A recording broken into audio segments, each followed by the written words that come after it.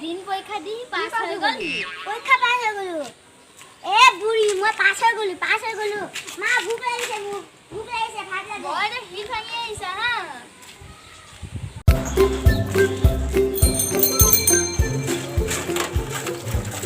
কাপোৰযোৰ বহুত দাম দেই বহুত ভালো ঐ দেশপ্ৰিয়া সোনকালে ভাত খা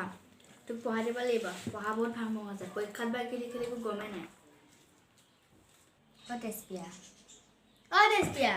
মা কি হ'লে মাতিছে কি ভাবি আছ কাপোৰযোৰ কথাকে ভাবি আছে কেইটকা লৈছিলে নো কাপোৰযোৰ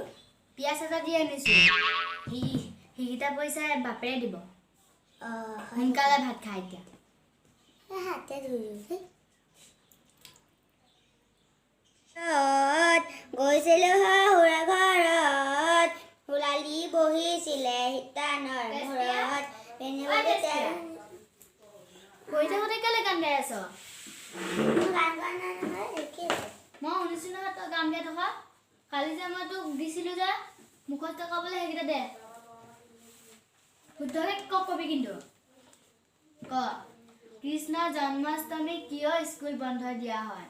চৰকাৰে দিয়া বন্ধত কৃষ্ণৰ জন্ম হৈছিল যে সেইকাৰণে কৃষ্ণ জন্মস্থানত কৃষ্ণৰ স্কুল বন্ধ দ্বিতীয়টো ক ঘূৰাই নেজৰ ছোৱালী নিচিনা চুলি দীঘল হয় কিয় ঘোঁৰাই হাক দিলে যে টিকা দিব নোৱাৰে সেইকাৰণে ঘোঁৰাই গুখিনি লুকাবৰ বাবে ঘোঁৰাই নেজডাল দীঘল কৰি থৈ দিয়ে মা আমি সোনকালে ধনী হ'ম কেনেকে পৰখিলে যে আমাক টিচাৰে টকা কেনেকৈ পইচা বনাব পাৰে সেইটোকে শিকাব সেইটো হয় বাৰু কাইলৈ ভালকে শিকাই আনিছো হ'ব দে সেইবিলাক বাদ দে তই মোক কিতাপখনে কলমতে দে মই চিন দি থৈ যাওঁ তই মুখস্থ কৰিবি